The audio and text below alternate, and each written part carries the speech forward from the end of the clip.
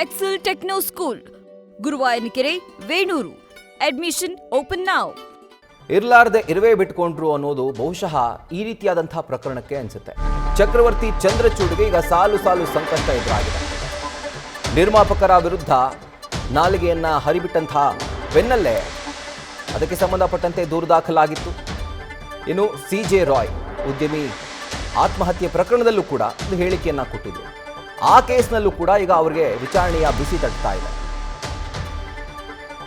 ರಾಯ್ ಅವರ ಆತ್ಮಹತ್ಯೆ ಬಗ್ಗೆ ಕೂಡ ಅವರು ಮಾತನಾಡಿದ್ರು. ಸೊ ಹೀಗಾಗಿ ಎರಡೂ ಕೇಸ್ಗಳಲ್ಲಿ ಪೊಲೀಸರು ಇವರನ್ನ ವಿಚಾರಣೆಗೆ ಒಳಪಡಿಸೋಕೆ ಸಿದ್ಧತೆಯನ್ನ ಮಾಡಿಕೊಂಡಿದ್ದಾರೆ.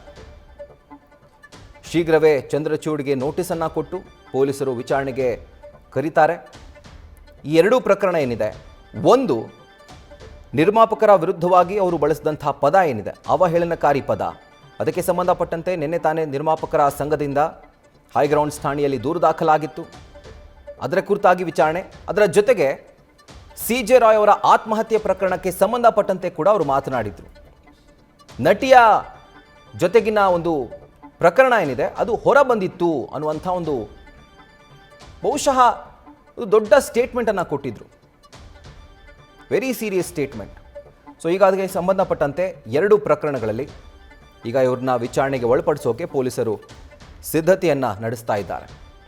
ಇನ್ನು ಎರಡು ಪ್ರಕರಣವನ್ನು ನಾವು ಕೂಲಂಕಷವಾಗಿ ನೋಡ್ತಾ ಹೋದರೆ, ನಿರ್ಮಾಪಕರ ಬಗ್ಗೆ ಅವಹೇಳನಕಾರಿಯಾಗಿ ಒಂದು ಮಾತನಾಡಿದ್ರು, ಒಂದು ಹೇಳಿಕೆಯನ್ನು ಕೊಟ್ಟಿದ್ರು.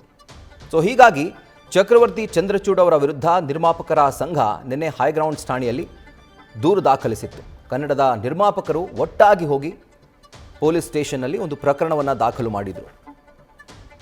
ಸೊ ಆ ಒಂದು ದೂರೇನು ಕೊಟ್ಟಿದ್ರು ಅದರ ಅನ್ವಯ ಅವರಿಗೆ ನೋಟಿಸ್ ನೀಡೋಕೆ ಪೊಲೀಸರು ಸಿದ್ಧತೆಯನ್ನು ನಡೆಸಿಕೊಂಡಿದ್ದಾರೆ.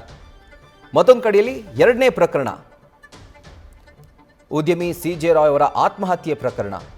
ಸೊ ಅದಕ್ಕೆ ಸಂಬಂಧಪಟ್ಟಂತೆ ನಟಿಯ ಜೊತೆಗೆ CJ ರಾಯ್ ದೊಡ್ಡ ಹಗರಣ ಹೊರಬಂದಿತ್ತು ಅನ್ನುವಂಥ ಒಂದು ಸ್ಟೇಟ್ಮೆಂಟನ್ನು ಕೊಡ್ತಾರೆ. ಒಂದು ವಿಡಿಯೋ ಮುಖೇನ ಹಲವು ರಾಜಕಾರಣಿಗಳ ಜೊತೆ ರಾಯ್ ಒಡನಾಟ ಹೊಂದಿದ್ರು ಅಂತ ಹೇಳಿದ್ರು. ಸಾವಿರಾರು ಕೋಟಿ ಲಫ್ಡಾ ಆಗಿತ್ತು ಅನ್ನುವಂಥ ಸುದ್ದಿಗಳು ಬರ್ತಾ ಇವೆ. ರಾಯ್ರ ದುಬೈ ಕನ್ಸ್ಟ್ರಕ್ಷನ್ಸ್ಗಳೇನಿದ್ದಾವೆ, ಕನೆಕ್ಷನ್ಗಳು ಏನಿತ್ತದು, ಆ ಕನೆಕ್ಷನ್ ಏನು ಅನ್ನುವಂಥದ್ದನ್ನು ಪ್ರಶ್ನೆ ಮಾಡಿದರು.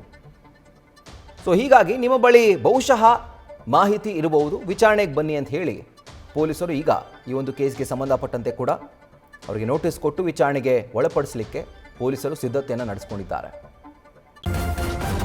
ನ್ಯೂಸ್ ಫಸ್ಟ್, ನಿರ್ಭೀತಿಯಿಂದ ನಿಮ್ಮ ಪರವಾಗಿ.